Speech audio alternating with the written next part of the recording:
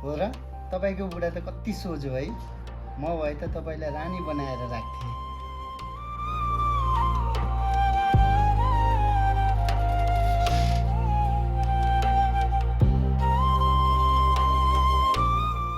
तिमीले अर्काको बुढी पटाउँछौ र तिम्रो बुढी पनि अरूले पटाउला बुझ्यौ?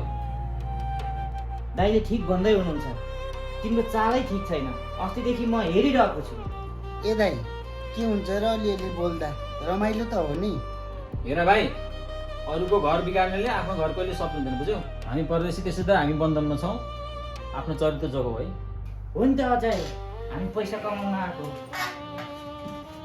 विदेश घरको जिम्मेवारी बोकेर आएको हो बुझ्यौ?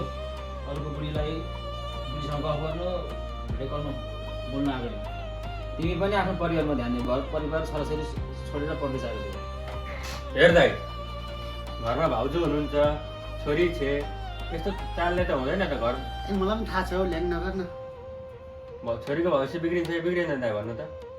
अलिक सोच्नु पऱ्यो, सोच्नु पऱ्यो, दिमागमा लाउनु पऱ्यो। यस्तो तरिकाले चल्दैन दाइ। तिमी पनि आफ्नो परिवारमा ध्यान दिनु बुझ्यौ? तिमी पनि आफ्नो घर परिवार छोराछोरी छोडेर परदेश आएको छौ बुझ्यौ भाइ?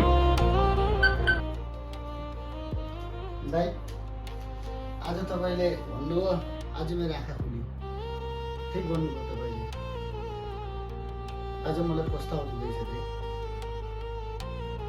ल टेन्सन नलिनु। छोरा मान्छे हो, गल्ती भइहाल्छ होइन? मेरोमा सबैले गल्ती गर्छ। अबदेखि त्यस्तो नहोस् है त। हुँदैन दाइ, हुँदैन। हो दाइ, म आजदेखि कोहीसँग बोल्दिनँ। काममा र घर परिवारमा मात्रै ध्यान दिन्छु दाइ।